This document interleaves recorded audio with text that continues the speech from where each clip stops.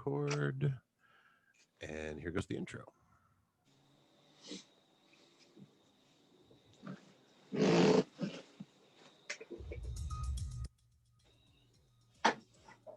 Everybody, this is Ted DiBiase, the $1 Million Man, and if you want to get your money's worth, stay right here, because you're listening to Knockouts at 3 Counts. And remember, everybody's got a price for the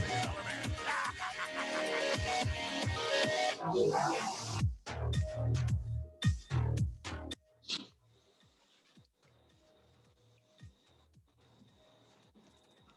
This is Don West here, and I'm telling you, Knockouts at 3 Counts is the podcast, baby. Make sure that's the one you check out, because, buddy, like me, they're the real deal, baby.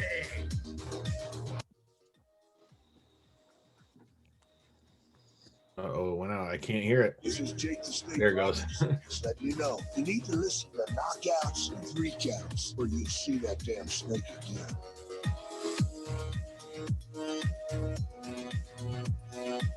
This is the Ring of Honor World Television Champion, a.k.a. Shane T-Boy, the baddest champion you ever seen, boy.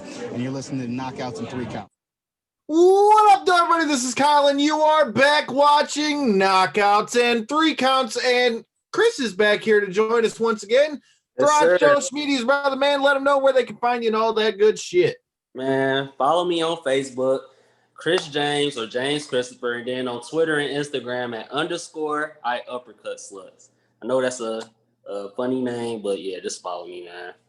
Isn't it funny how you get in the mood one day, you're starting up all these social medias, and the next thing you know, you type something up, got a username, and you're like, that sounds funny, I'm gonna stick with that. Next thing you know, you're using it as something official, and it's like, yeah, that's my name. Well, why don't you throw out your names on the social medias, Corey, and let them know where they can find you at?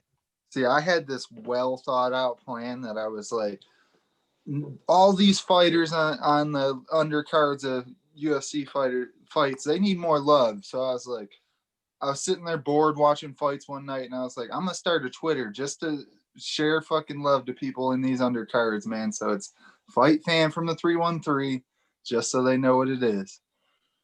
All right. So now that we got all the pleasantries and the bullshit out of the way, there's a lot to talk about from this past weekend. So let's get to it. As we told you going into this, our original guest was supposed to be TZ Scott of Swerve City Podcast. First of all, shout out to the little man.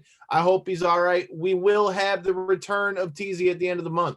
So don't get it twisted. We've got plenty in store, and even some more artists under the stable at TZ Scott. But stay tuned to KO3C Pod so that you don't miss that. On the wrestling end, you had NXT TakeOver, which, as usual, I feel like delivered again. So, Chris, what were your thoughts on TakeOver? And, what were your thoughts on TakeOver? And what were your thoughts on the overall look? Because they did try to make it look different than the Raw and SmackDown shows, which I appreciate. So, I mean, I understand why they went with a different look. I appreciate it. It's COVID, so they just trying to improvise with us, and they just try to put on the best they can. Just not even NXT and WWE, just wrestling as a whole. They doing the best they can for us fans, and I feel like we should appreciate it. We should not be complaining as much. They putting on the best they can, and I appreciate what NXT did this past weekend. But overall, NXT was dope as hell, as always. And then the main event, I said the main event was going to be the second best match of the night, but it was Didn't I tell you it was going to steal a show? Didn't I tell you? And then one more thing, we were all correct on our picks too. Just want to point that out. So we know our shit, man. You see, there's a reason that they got me behind the microphone. Maybe it's because I pay Dave every month, or maybe it's because I know what I'm talking about. You be the judge of that. Make sure you hit that subscribe button so you don't miss any of it. Mm-hmm. But I completely agree with you, man. I think TakeOver was a great show.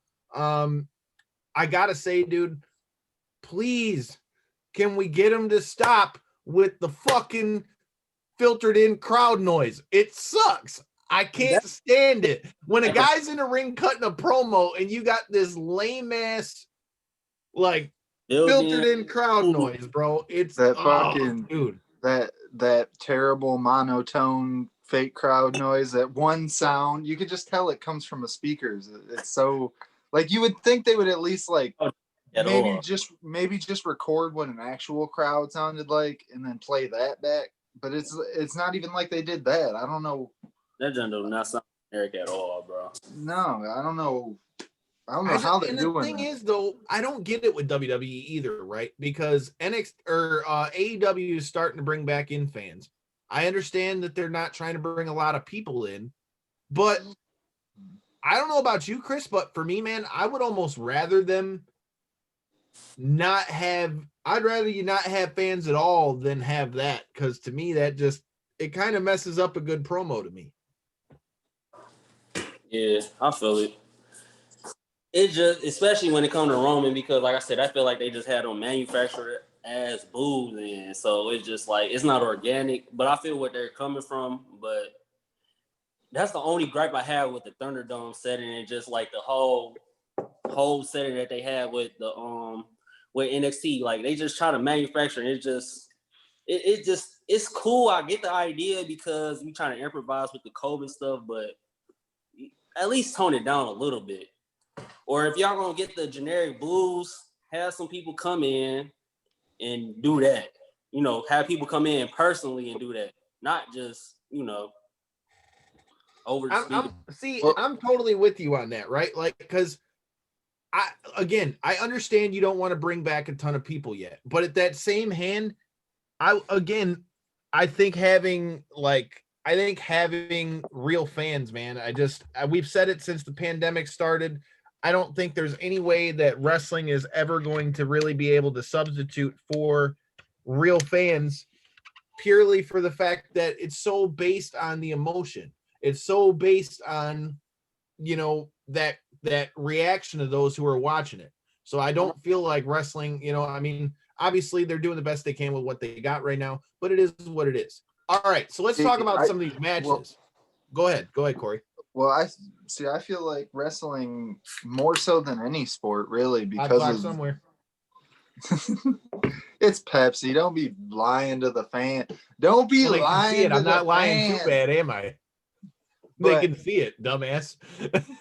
But that being said, I think wrestling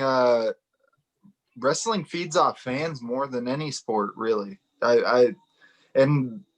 It's just the little bit of matches and stuff that I have tried to watch since, it's just completely and utterly just not the same product. I mean, like you said, they try, and like you were saying, Chris, I mean, we should be thankful for what we are getting, because at least these companies are still trying to, put out. And the show itself was good. Don't get it twisted. What was in the ring was good. Yeah, but you can without the love coming back from the fans, though, man, it's just even if it's hard to gauge whether what you're doing is working. Yeah. I'll piggyback on what Corey's saying regarding that, because like I feel like it stopped a lot of pushes as well, or just stopped a lot of people. Like Otis, I feel like his push been stopped. Like, they made him win the Money in the Bank. Well, yeah, because the crowd, he was like that lovable guy that was never supposed to get the girl and it shit on it. Yeah, now they're talking about taking the Money in the Bank off of him. So, yeah, I had to agree with Corey, like he was saying, like the crowd, like Corey just a casual fan. So it's just like, I mean, it doesn't take a brain surgeon to see that it ain't the same. I mean, granted, they can only do what they can do, but it is what it is. Let's talk about TakeOver, though. All right. Kushida gets a big win over Velveteen Dream, which I think he needed. Hot damn it, did Kushida need to win that match? Here's the question, though. Do you think that's because they're trying to write Velveteen Dream off TV?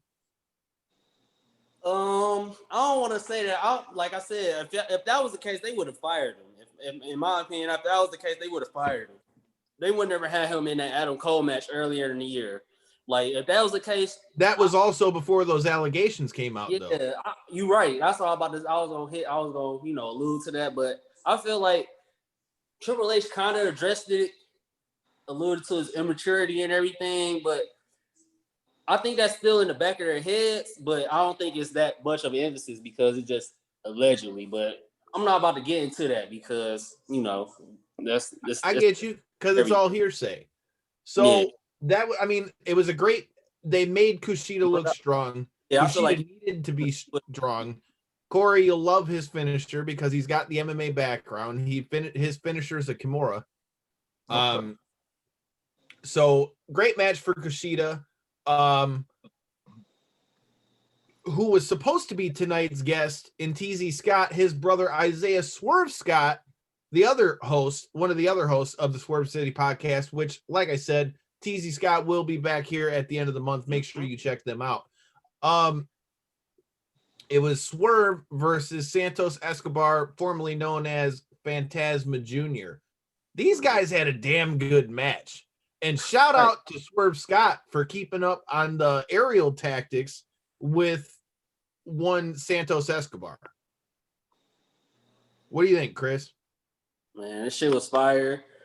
I kind of figured that Santos was gonna retain, but I loved like at the end when Adonis came in and kind of helped out as well. So I feel like Swerve Scott got his, even though he lost, I feel like he still got his due diligence, and I feel like this either gonna lead him to going more towards the cruiserweight title or just going on to bigger pastures. You know, Kushida might just go for the cruiserweight title after this or something like that. So Swerve Scott put on like he always do. Delivered a great match. Swerve's been a monster for a long time, dude. Oh my, like man, and like I said, like I was first introduced to him like in the in NXT, so I've heard of him, but like when I first ever watched him, he's another guy that we got to see wrestle in Livonia for Evolve at the Knights of Columbus, man. And I mean that guy has really showed out everywhere he's been, whether it's MLW. And when I first saw Swerve, I was just like, bro, I gotta follow behind him. I gotta get behind him for sure. So I'm pushing for it was a great match, and I mean, obviously everybody knows he is, everybody knows that he's a high flying guy, but for him to keep up with a guy like Escobar, who, has that lucha libre style, is straight from Mexico, like I said. For him to keep up like that, it was a different match maybe than I expected, but man, it was all action. Great match, and it's something that doesn't hurt Swerve Scott's stock at all. Exactly. That's what I was alluding to. It doesn't hurt him at all. Even though he lost, it does not hurt him at all. In my opinion, he can go from continuing this feud with Santos, or he can go on to probably Lance Archer or something like that. So to Lance Archer. Oh my God, I mean, wrong company, homie. I you know the Archer gimmick. So I'm just thinking. Damian Priest.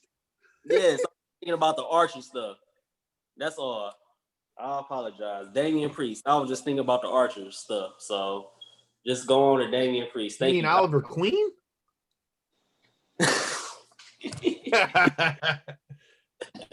Man, this is about Swerve, like I was saying. I feel like he can go on. I'm loving Swerve. I feel like he can just adjust to any kind of wrestling setting. When it's high flying technical, like Swerve just got it, man. He got it. So I'm with you on that. So the next match that we got to talk about here, since you already brought him up, let's talk about the match that started the show, and that's the North American title match with Johnny Gargano versus the Archer of Infamy, Damian Priest. I thought it was a great match. I mean, again, to me, man, people need to put some respect on Johnny Gargano's name, dude. Yes, because you do. I think babyface, whatever you want, bro. The dude is money. Yes, he is. He put on for NXT for sure.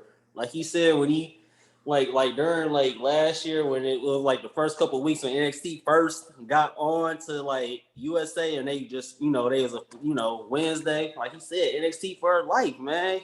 Johnny Gargano, man, he put on for NXT. He always showing out for NXT. He gonna always put on. He's Mr. Takeover for me, no matter what, no matter the accolades or nothing. Johnny Gargano is Mr. Takeover, and he earned that name. Lance Archer. He definitely earned that name. Okay, let's talk about that though. So I think the right guy won that match, but now out of that match, there's a lot of talk that Johnny Gargano and his wife Candice LeRae are being called up. Headed up to the main roster. Now Johnny said he never wants to go to the main roster. Do you think that's real, or do you think that's bullshit? I mean, I can't never. I mean, if a person say something, I can't just never like go back. I mean, this is all dirt sheet scuttlebutt, first of all. But although wasn't it reported by No, it was reported by Sports Illustrated too. Yeah, so I can't never go against a person's word, but you know, I feel like they want to go on the main roster, but we as wrestling fans know what happens when people go into the main roster, or at least our indie darlings on our favorites go to the main roster. So it kind of like it just all depends. I feel like him and Candice LeRae got a good gimmick going on. So as opposed to what he was doing prior to when him and Candice LeRae were like, okay, we about to turn heel and do this thing. I feel like this is probably the right gimmick to come, you know, bring to the main roster as opposed to what he was doing prior to that, in my honest opinion. If we're going to go, you know, as opposed to like our favorite NXT superstars or any darlings getting to the main roster and just not doing nothing, just floundering. I feel like him and Candice LeRae got something going on where they can carry it on from NXT to the main roster and just, you know, do their thing. I just worry with Johnny's size on that one, though. Johnny's size. That's the thing. If you, in my opinion, that's the thing with WWE. They do care about size, but if you got that character, like Edge kind of alluded to, you got that character and all that, you will get far. So I feel like Johnny Gargano and Candice LeRae was building up their characters and just they found something with this new gimmick that they got going on that can translate to the main roster, in my honest opinion. I got you, dude. Best. So they've that we've covered basically. Now that you've talked about that, we've also covered the fact that Candice LeRae was unsuccessful in her attempt to get the NXT Women's title away from Io Shirai. Let's talk about the main event. Man, did they beat the shit out of each other. Like Kyle O'Reilly's coming out with 3 broken teeth. Finn Balor's orbital bone, I think, is busted. Boy. Dog. Oh, damn. Them boys were getting it. Oh my God. Them boys were getting it. When I think the first stiff ass shot that I seen was when Finn Balor reversed and then did a drop DDT when Kyle O'Reilly was just sitting there and he literally kicked him in the face. I'm like, oh, that's how y'all working right now? This match about to be crazy because I know Kyle O'Reilly gonna get his lick back for sure. And he obviously did in the corner with the knee shot, but man, them boys were that was strictly strong style, or you know. Okay, so where do you think Kyle O'Reilly goes from here, though? Like, because obviously that's another one of those matches, like we talked about in the Swerve Scott match. This isn't going to hurt his stock at all. Yeah, it's not. It's going to. This just boosted Kyle O'Reilly even higher.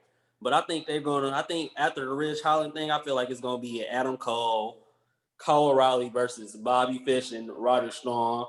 Ridge Holland in the middle, like who the hell did this to Adam Cole? I think that's what we're gonna figure out.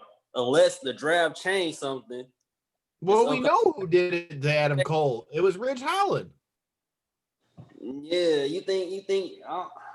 Yeah, I carried him out and dropped him. Yeah, he came out and dropped him, but you know how NXT is, man. That was Ridge Holland, bro. Because I think I don't know if it was last Thursday. You know, when Thursday we make our picks. I don't know if I said Bo Dallas was gonna be the person with the bike, but it ended up being Ember Moon. So that's what I'm saying. Like NXT, they know how to do some stuff. So I'm looking forward to this upcoming Reds Day to see the outcome of Ridge Holland dropping Adam Cole off. He could have just found him in the middle of like, hey, I'm just trying to start. Ridge Holland's trying to make a motherfucking statement. That's what's happening. And I think it was a good match. I think it was a good match on both ends. I think Finn did a really good job of really, showing what we already knew with Kyle O'Reilly. But like I said, man, I think it was a great showing. NXT was a great show. Raw, I would say the most notable thing we found out from that is Ali is the leader of Retribution. Kyle, bro. What you about to say about that, Kyle? It sure as fuck wasn't who I thought it was gonna be. Bro, if you just tie 2 and 2 together, bro. The hacker shit being on SmackDown, And then we kind of got we knew that was Ali for sure. And then this is what I took about the whole Ali being a leader of Retribution. He's getting retribution for being cast away, or this is what I'm hoping. I'll put it like this, or this is how I'm interpreting it. he's getting retribution for being cast away because we all know Kofi Mania was supposed to be Mustafa Ali's push. But he got injured. Kofi did his thing and they got the Kofi Mania. So the Kofi, Mustafa got pushed to the side after that. It makes sense, but it just ain't who the fuck I thought it was gonna be. DJ, the last time we saw him, he got his ass whooped by carrying across Keith Lee. Left him for the dogs. Dio Madden. That one I gotta say. Saw him, he got his ass F5 by Brock Lesnar through the announce table. Mercedes Martinez. Everybody's there from what I was told. Like I have a couple wrestling friends and everything like that. From what I told, were like people that have been paying attention to this deeply. I didn't get the me and him and Mercedes Martinez. Their motives, but Mercedes Martinez, they were saying like, oh, how people just pushing her aside. Oh, she's not a diva type. She's ugly, whatever. He's cool as fuck too, man. Like we got to kick it with her at Shine. Mm-hmm. She was cool as fuck. But I got to give her credit. Bravo, Mercedes. Because when we were talking, I said, hey, so is there a chance we're going to see you in this here Battle Royal? And she didn't show up in the Battle Royal. She showed up in WWE. So bravo. And then, I don't know what me and Young Man motive is, but I can probably speculate. But Shane Thorne, like I was saying, I alluded everybody's motives besides me and him, Shane Thorne. Shane Thorne, last time we seen him, MVP was trying to recruit him in the Hurt Business. He went with it. He got pushed to the side. And then, man. And he took him out just like his camera. Took him out. One. He took him out just like his camera. Took him out just like his camera, man. Like I said, for me, the biggest thing for me is I liked what we saw with the whole the Bray Wyatt thing, with this whole thing with Alexa Bliss. I think it's fucking great. That's great. Finally, they did something with this Sister Abigail thing, and it's something that's intriguing. And for all of you idiots that were in that group saying that Bray Wyatt is so horrible, you're wrong. Eat crow because Bray Wyatt never's been horrible. He's just been booked horrible. That's all. Bray Wyatt has always been gold. He's just been booked horribly. I'm not going to speak on Husky Harris, but Bray Wyatt, he's always been gold, just been booked horribly. Hey, man, I agree with you on it. Undertaker at WrestleMania, but that's just a topic for another story. I don't even want to go there. Well, that's as good a segue as any to segue into the MMA portion. So let's talk about some fucking MMA. We had some fights last weekend. Not all the fights were fights that I was necessarily looking forward to, but I gotta say, shout out to Holly Holm. Yeah, for the first time, and I don't know how many fights, man, she let them hands go, and man. So I've heard. She went crazy, man. She was giving that chick the hand. So, Corey, what are your thoughts on this past weekend's fight night? Well, I think another person that needs to be brought up as well in this discussion is Carlos Conduit, coming off a 5-year losing streak. I think he has lost 5 in a row before that. Finally got his first win 5 years later. Feel like it deserves to be pointed out. But Holly Holm, man, she looked incredible, dude. She led the dance the whole way. There wasn't even a second in that fight where it looked like her winning that fight was in question. It looked like it was her all the way through from bell to bell each round. And normally it's weird because normally you'll see later in fights, these people, they've made it this far in their careers because they have a decent corner behind them and stuff like that. And you usually see some adjustments come around the 3rd or 4th round, especially in these main events. And Irene Aldana had nothing for her, man. Like you would see her make small adjustments, and then you would hear her corner in between rounds saying, just go at her. You need to step forward. You need to go at her. But that was what she was doing the whole fight. It wasn't working. She needed to cut her off is what she needed to do, but she wasn't. I would argue that she couldn't cut her off, man. You're forgetting the golden rule here. And even though Holly Holm's been using more of her wrestling lately, I mean, dude, let's not forget that she's a boxing and kickboxing world champ. Yeah. I don't think she could cut her off, quite frankly, especially that. And I think she couldn't cut her off for the simple fact that I don't think she wanted to get close enough into Holly's range that she got lit up again. It's so interesting. No, I agree with you completely, but it's so interesting to see that, you know, these fighters, they put so much into it, but then like when, like you said, like they'll get touched a couple good times and they'll be like, you know, I just can't, it's not it's like we talked about. This is the flame's not worth the fire, you know? Well, this is a good theme both in the wrestling portion of the show and the MMA portion of the show. We talked about this off air. And here's how, in my opinion, this is how it correlates to the two, right? So in wrestling, you've got the storyline with Roman Reigns and Jey Uso, okay? You've got one guy who's the top of the food chain for the Samoan dynasty family. You got Jey Uso, who's trying to get up there. But as we saw at Clash Champions, there's levels to this shit. And Roman Reigns made that clear.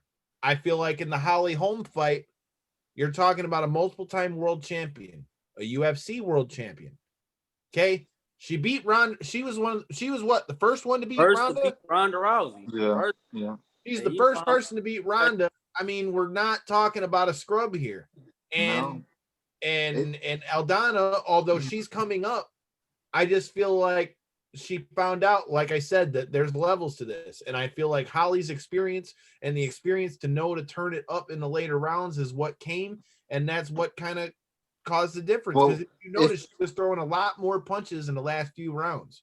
If you look at Holm too, one thing that a lot of people forget to mention or at least acknowledge, I feel like when they bring her up, is the fact that all her losses are to like real top competition, like absolutely top tier, like belt holding women in the UFC. Like she might slide, she might not look as great in one fight, so they try to give her somebody who they would consider as the new face in the division, and every single time, man, she just goes out there and shuts them down. I mean, people might have complained about her last performance against Raquel Pennington, but they were really trying to push Raquel. They were really trying to get her as the next girl to get in there with Amanda Nunes. And yet again, Holly showed, hey, there's levels to this shit. You want to try to make this a striking match this whole time? Well, if I push you up against the cage, what the hell are you going to do about it? And that's essentially how the fight played out against Pennington, but this time it was the complete opposite. And I think that's a big reason why people are talking about it so much. Like you were saying, Chris, you might not even have necessarily checked out the card itself, but you heard about what she did. Mm-hmm. Because she went out there and she really got busy with the hands. She would stay on her bike. She really did a good job of backing up, but she stayed within range. I feel like that's a big thing that people complain about, is people constantly moving, constantly circling in the cage.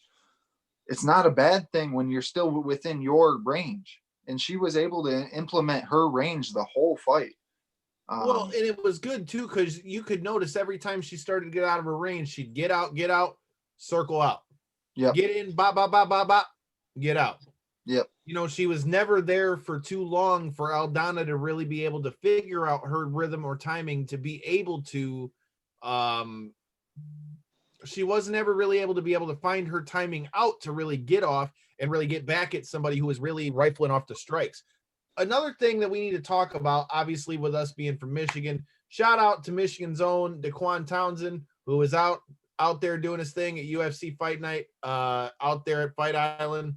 Obviously fight didn't quite go his way, man. But again, it's good to see Michigan guys on the stage, but man, his opponent was really getting at it, huh?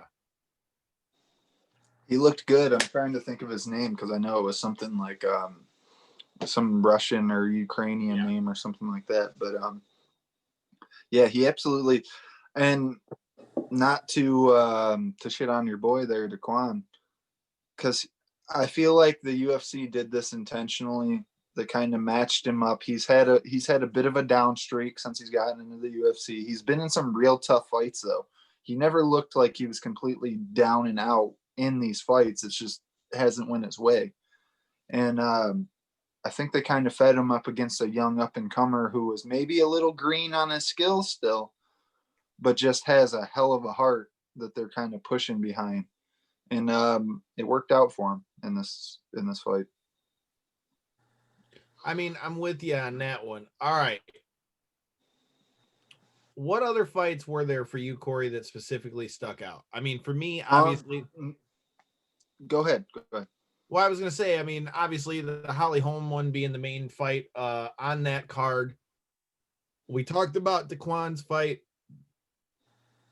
This one was a little less star-studded of the UFC cards that's been going on right now. So, I mean, for you, what were some of the other fights that jump out? So, I'm gonna try to make a little segment here, and I'm gonna call it the undercard stars of the weekend. And in my eyes, I think we have 3 of them. Really, there was 3 really, really bright stars that are up and coming in my eyes that will at least work their way into the top 10, top 15 at some point in their careers. First off, Casey Kenny. He looked dominant, man. And those of you who aren't aware of who Casey Kenny is, I mean, I can't quite blame it. He was only on the second fight of the night, but I believe this was his 3rd fight in the UFC, and each one, man, he's looked incredible in. I think he looked really good on the night. I'm going to give him my 3rd slot. Number 2, I came into the fight actually doubting this girl. And I don't normally do that with too many fighters, and I'll admit it. I don't think I actually said it anywhere or anything like that, but in my head, I just didn't have a ton of confidence in this girl. But Luma Lukbumi, the Thai fighter. I remember you talking about this as we were watching the fights. That's funny because I'm literally looking at this, like I'm literally looking on this site, and it's literally looking like the winner. Like she just literally popped up on my laptop. She looked incredible in that fight, and she actually was facing against the former Invicta champ as well. So she was in there with stiff competition, but she was just able to control the fight in and out. She really did a good job with her Thai clinch, of course, being a Thai fighter. She was able to land a lot of tight elbows, really control the position.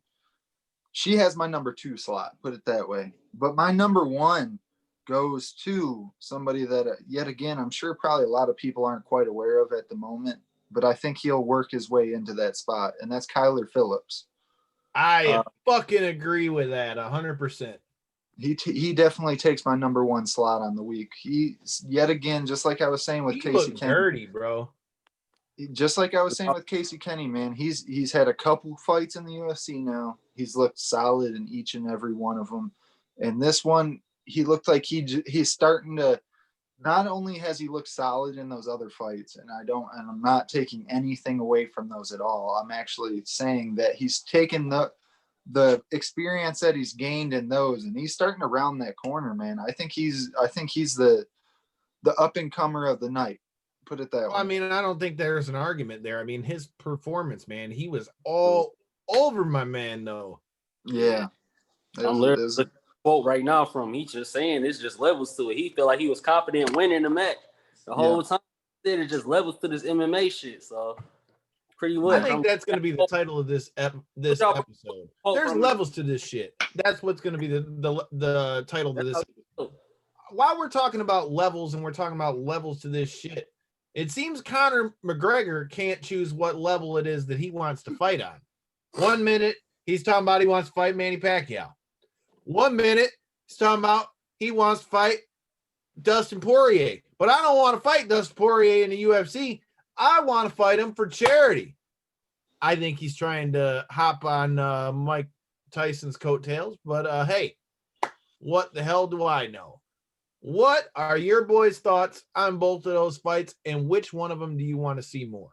Conor McGregor just looking for a bag at this point. So, in my opinion, dude, he needs a bag because all them lawyer fees he keeps getting punching old guys in the bar.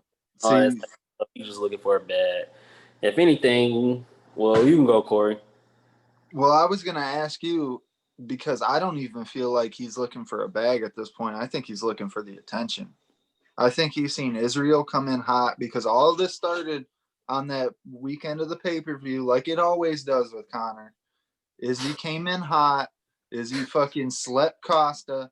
And then next thing you know, Conor's coming out of retirement because somebody else is in the headlines. And See, go on, I, kind of speak on Izzy. I was gonna speak on Kamaro and Burns getting postponed. yeah. I was gonna talk about that. How you guys felt about that? Well, if I'm not mad I at it don't because think- both of them have fought recently. So if anything, I don't have a problem with somebody getting a little bit more time to train and getting more of a fight camp, you know? yeah, So, and Usman came out and said that he's got a small lingering issue, but it shouldn't be nothing too big. He just wants to push the fight back a couple months. So I can't necessarily be mad at the champ. He was active, you know. That's what comes with these fights, man. Speaking of it, like I was saying, my bad. Speaking of Izzy, do you guys think him and John Jones gonna fight? no. Never? You don't think ever? I don't think I'm right not saying now. never, but I don't think it's going to happen right now. Yeah, I don't think right now. I think Izzy's got too much they got for him at 185. And quite frankly, John Jones can say all he wants to come back.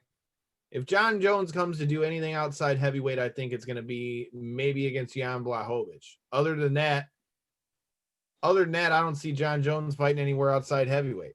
See, and I disagree with you on that because I feel like at this point, John Jones held onto that belt for so damn long that he almost feels like that belt doesn't mean as much as taking the O from Izzy. I think that it's such an interesting match because even though John Jones isn't technically undefeated, he's undefeated. I mean, we can all say that was a bullshit loss. But, I mean, if Izzy can somehow turn it out so that the fight does take place, he'll be fighting 2 straight undefeated opponents. And if history shows us anything, man, he put on a fucking dominant performance, man. I mean, I understand Costa, like we said, I'm just gonna say, title of the episode, there's levels of this shit. Costa would get his ass whooped by Jones, but I don't know if Izzy would.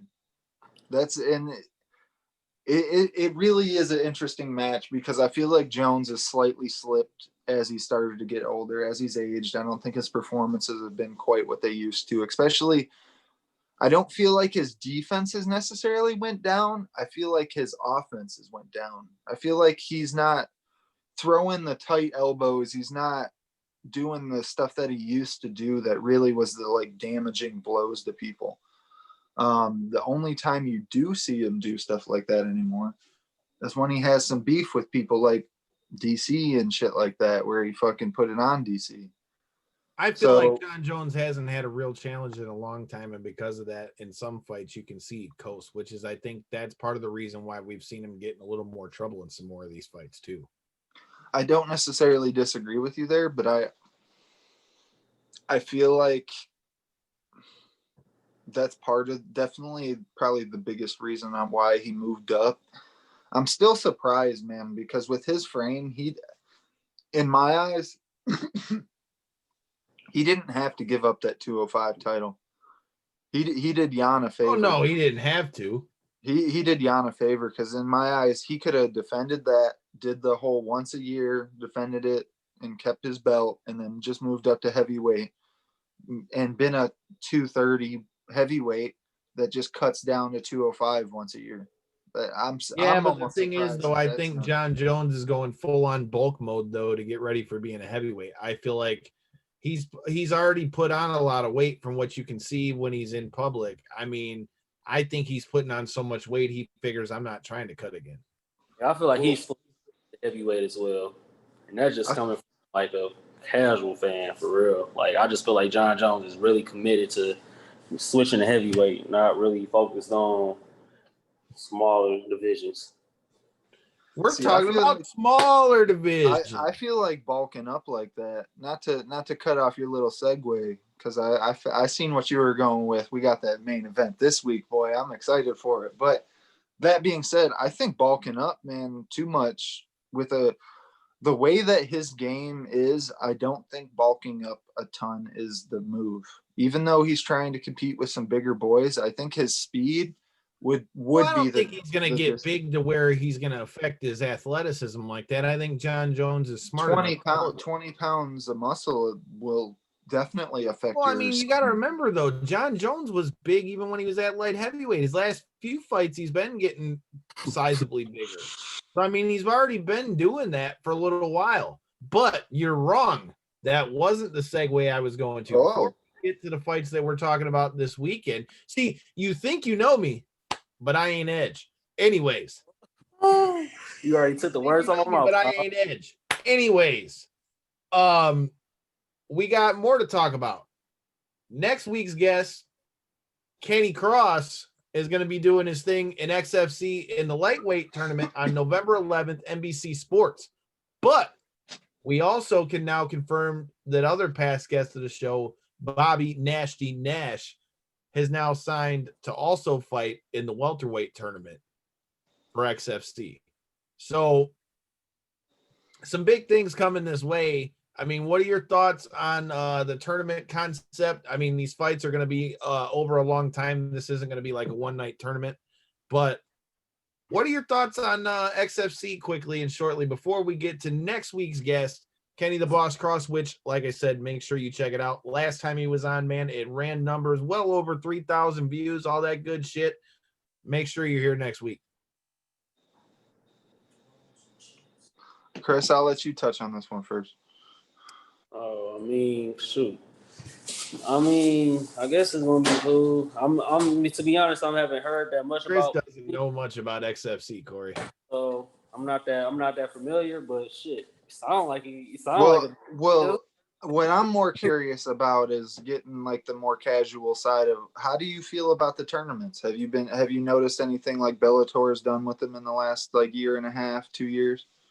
To be honest, I'm not that aware, but like you guys give me, you guys put me on and just let me know. It just sounds like it give me the contender vibe. So I'm just hoping shit just get and it gave me the contender vibe, like you guys explained to me. So give me the contender vibe. So I missed the contender show, man. The old contender boxing show, man. I used to love that. I still got one of the posters. Man, but man, that's why I found some of my favorite boxers and stuff through that series. So like if I paid attention, like I said, I'm slowly gradually going to diving into the MMA scene. So I'm pretty sure it's gonna be dope. So stop beating around the bush, Corey. Answer a question. Well, I wanted the more casual opinion, Kyle. Sometimes opinions matter, Kyle. But my opinion obviously matters. So what I think about these tournaments is I think it's a great look, man. It's like essentially think of if you're an NFL fan, everything's on the line in that one playoff game. True. Your whole season, everything that you've put into however many months, however many years of your life that you've been training to get to this point is all on the line in that one fight. I mean, granted, of course, the organization's probably going to have you back, stuff like that. But your like ability to grab hold and take reins on this division, that all matters on that one night performance. And that's why I love these tournaments, man. It can really make or break somebody's career. Yes. I'm a big fan of the tournament thing, and I'm really happy for Kenny to get a second chance here after, all these people kind of hating after the Contender Series fight. I mean, the man made 155 twice in 2 weeks. He fought a 10-0 guy, and beat him. He just didn't do it as convincingly as he normally does, maybe because he was a little bit more tired. Oh, it was very convincing. It was just not necessarily. But when you go from having 100% finish rate, it's so unfortunate. It really is, because we'll touch further on it when we get him on the show. But I mean, there's so many details with that I want to get into. I mean, he had to fly back and forth. He had to try to make weight twice. He had different opponents in and out, and then for him to still get the win. And then still not even throw him a little nod like, hey, man, you went through some shit. Here you go. That sucks. Like I said, I'm excited for him to get his crack. You already alluded to it a little bit. Let's talk about these UFC fights that we got coming this weekend. We ain't going to go into the whole card, but let's talk about the big notable fights we got on this one. And make sure you stay tuned for our full picks for this weekend coming at you real soon. Make sure you hit that subscribe button. Corey, what is it? I'm pulling them up right now. And I guess we can just start with the main and we'll work our way down from there. Marlon Moraes, Corey Sandhagen. This is gonna be a banger of a fight. This is a real number one contender for whoever wins that Aljo. It's interesting though, because if Aljamain Sterling does end up winning the belt against Petr Yan and Corey Sandhagen turns around and beats Marlon Moraes, do they run that fight back like that immediately? Well, I mean, you kind of have to at that point, don't you? But he's only one win removed from the 45-second chokeout that Aljo put on him. I mean, I get it, but I mean, that's the problem in the lighter weight classes, though, man. You're kind of like, as far as contenders, man, it's kind of. Well, and it's so interesting too, because if you were to just completely act as if though that fight with Aljamain Sterling hadn't happened, I believe he's on like a 11 or 12 fight win streak or something insane like that. He's shown incredible toughness. I mean, you facing somebody like Aljamain, things are going to happen once in a while. I mean, there's a reason why this guy's been just shouted from the rooftops from every fan that he's the one that needs the title shot next. I mean, he deserves it. He showed that against Corey Sandhagen, but I don't think that necessarily discounts Sandhagen. I think he just slightly had an off night against somebody that he couldn't take a second off. I mean, Marlon Moraes, man, Moraes has been around for quite a long time. This fight isn't a main event for a reason. I feel like this is something that we've been talking about, though, in that we've got fights every weekend. I feel like some of the fights, and again, this is where MMA, I feel like, is affected by there not being as much fans, right? Because you're running fights every weekend, which for fans at home is great.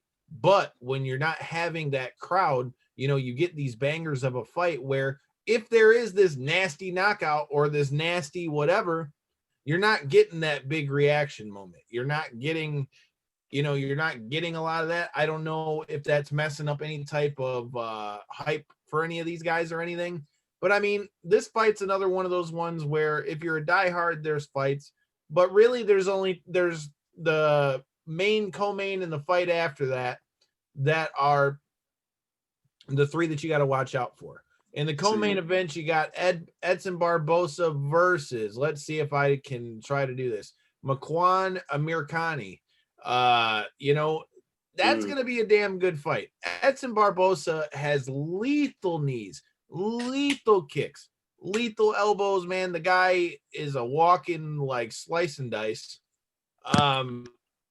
His opponent, like I said, man, is a tough kid in and of itself. This fight's going to be interesting. What do you think about Barbosa at 45 though? I don't know how he's going to do with the weight. Well, this is his second fight. Remember, he fought Dan Ige. Right. I know it's his second fight, but I mean, he looks really big for 45 to me. But at the same time, he looked big for 55, bro. Yeah. I honestly don't understand how he does it, man. Because he looked like one of those fish that has abs at 55. The secret and changing stomachs. That's what happened. I don't get it. I don't know where he pulled another 10 pounds from. If he just maybe took some time off from going to the gym, so he lost a little bit of that muscle mass, maybe, or something. But I just don't get it, man. I don't see where he could have pulled another 10 pounds from. But he made weight, and it didn't seem like it was that hard for him last time. It's interesting seeing some of these people that are vets moving down weight for later in their career. Normally you see people go up later in their career as though they struggle to kind of make weight, but you've seen it with the likes of with him. You've seen it with Frankie Edgar. You've seen it with Jose Aldo.